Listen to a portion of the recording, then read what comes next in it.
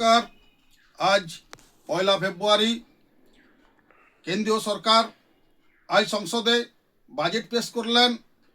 কেন্দ্রীয় অর্থমন্ত্রী নির্মলা সীতারামনজি এই নিয়ে টানা 9বার বাজেট পেশ করে রেকর্ড করলেন। বাজেট কি? বাজেট হচ্ছে সরকারের বা সংস্থার আয় ব্যয়ের একটা পূর্বাভাস। কোন খাতে কত আয়, কোন খাতে কত ব্যয় সরকার করবেন, এটা তার একটা পূর্বাভাস। এটা আমাদের ধারাবাহিকভাবে হয়ে আসছে। বর্তমান বাজেট প্রেক্ষাপটে আমরা সাধারণ মানুষ তাকিয়ে থাকি আমাদের জন্য কি কি কাজগুলো সরকার করবেন, কোন কোন জিনিসের দাম কমছে, কোন কোন মধ্যবিত্ত সাধারণ মানুষ কোন কোন ক্ষেত্রে সুরা পাচ্ছে, আমরা এই বিষয়গুলো তাকিয়ে থাকি। এছাড়া অর্থনীতিবিদরা এটা বিশ্লেষণ করেন।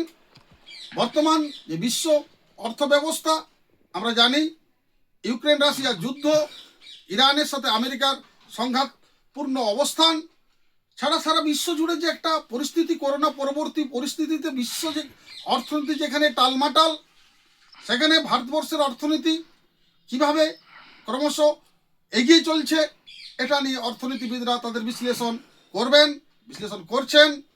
আমরা সাধারণ মানুষ অভিনন্দন জানাই বর্তমান অর্থমন্ত্রী নির্মলা সীতারামনজিকে। তিনি এই বাজেট পেশ করে আমাদেরকে বেশ কয়েকটি গুরুত্বপূর্ণ জিনিস উপহার দিয়েছেন। প্রথমেই বলে রাখি, জীবনদায়ী যে ওষুধ, ক্যান্সার, ডায়াবেটিস সহ গুরুত্বপূর্ণ ওষুধের দাম কমানো হয়েছে। এছাড়া প্রতিটি জেলায় একটি করে মেডিকেল ট্রমা কেয়ার সেন্টার চালু হবে ভারতবর্ষের প্রত্যেকটি জেলায়, এবং প্রত্যেকটি জেলায় মেয়েদের পড়াশোনার জন্য একটি হস্টেল, লেডিস হস্টেল চালু করবেন কেন্দ্রীয় সরকার। এছাড়া অসংখ্য গুরুত্বপূর্ণ যে ঘোষণা করেছেন বাজেটে, সেটা বলতে গেলে ঘন্টার পর ঘন্টা লাগবে। কিন্তু আমাদের ক্ষেত্রে যে অসংখ্য জিনিসের দাম কমানো হয়েছে, এই জন্য অর্থমন্ত্রীকে অভিনন্দন জানাই। নিন্দুকরা হয়তো বাজেটের সমালোচনা করবেন, তাদের সমালোচনায় কারকেই কাজ। আমি তাদের উদ্দেশ্যে একটা বলে রাখি যে টানা বর্তমান সরকার যেভাবে বাজেট পেশ করে ভারতবর্ষের অর্থনীতিকে বিশ্ব দরবারে প্রতিষ্ঠিত করেছেন, এক্ষেত্রে অন্তত সহযোগিতা করবেন। অর্থনীতি উন্নয়নের ক্ষেত্রে যখন হয়, দেশের মানুষ উপকৃত হয়, তাই অর্থনীতির প্রশ্নে আপনারা রাজনীতি করবেন না, এটুকু অনুরোধ রাখছি।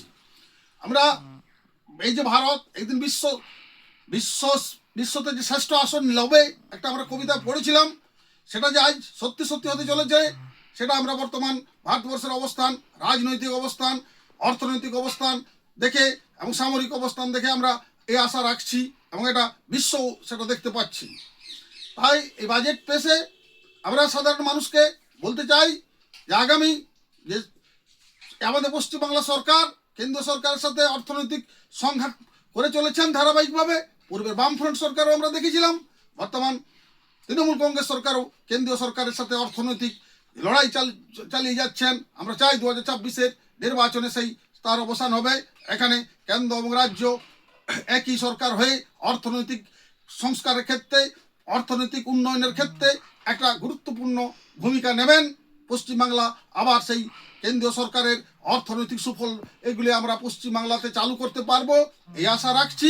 আমি পরিশেষে পশ্চিমবাংলার আপামর মানুষ, সাধারণ মানুষ, মধ্যবিত্ত মানুষ, সকল স্তরের মানুষের কাছে একটি আবেদন যে আসুন আগামী 2024-এর নির্বাচনে পশ্চিমবাংলায় জাতীয়তাবাদী রাষ্ট্রবাদী সরকার প্রতিষ্ঠা করে আমরা পশ্চিমবাংলাকেও কেন্দ্র সরকার যে অর্থনৈতিক উন্নয়নের পথে চলছে, তার সাথে পশ্চিমবাংলাকেও সামিল করে এই বাংলাকেও ভারতের অন্যতম শ্রেষ্ঠ রাজ্যে পরিণত করব, এই আশা রাখে আমি আমার এই বক্তব্য এখানেই শেষ করছি। সকলকে নমস্কার এবং অভিনন্দন জানিয়ে নমস্কার।